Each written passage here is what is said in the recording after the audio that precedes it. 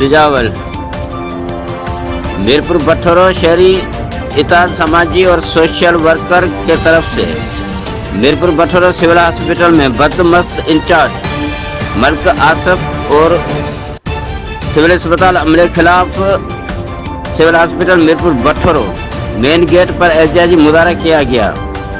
शहरी action committee मेंबरान का कहना था कि सिविल हॉस्पिटल मीरपुर बठोरो में गरीब मरीजों के लिए कोई दवा मौजूद नहीं है और सिविल हॉस्पिटल के डॉक्टरों ने प्राइवेट क्लिनिकें खोल रखी हैं जहां गरीब आवाम को दोनों हाथों से लौटना शुरू कर रखा है। सिविल हॉस्पिटल की करोड़ों की बजट कहाँ खर्च हो रही है। सिविल हॉस्पिटल मीरपुर बठोरो में गरीब आवाम को एक इंजेक्शन की भी सहूलत मुयसर नहीं है। ये सरासर गरीब आवाम के साथ जुल्म है।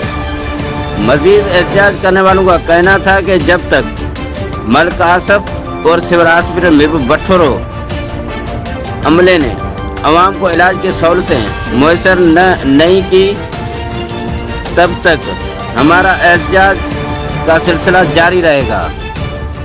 गुलाम Mustafa Jauhar, bureau chief, Cityman news, Sujawal.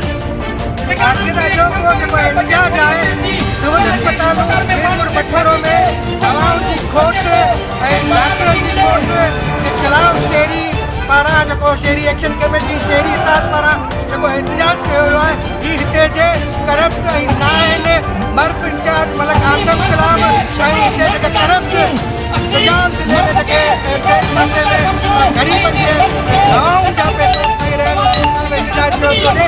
जॾहिं त सुजाम ज़िलो यतीम ज़िलो आहे जेके पुलिस कान्हे के एजुकेशन पब्लिक हेल्थ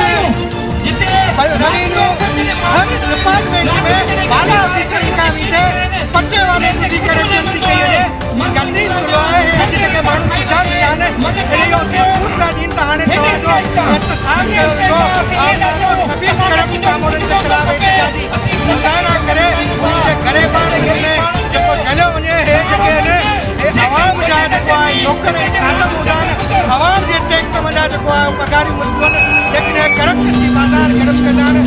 सिहत जेको खातो आहे उन में करप्शन कई थी वञे। ताज़ो 28 डॉक्टरनि पारां मासूम ॿारनि जो कत्लेआम जारी आहे। हिते जेके डॉक्टर ड्यूटियूं कोन था कनि प्राइवेट अस्पतालुनि में पंहिंजो टाइम ॾियूं था ग़रीबनि खे लुटीनि था लेकिन सिविल अस्पतालुनि में उन्हनि खे धिका ॾियो पियो थो वञे।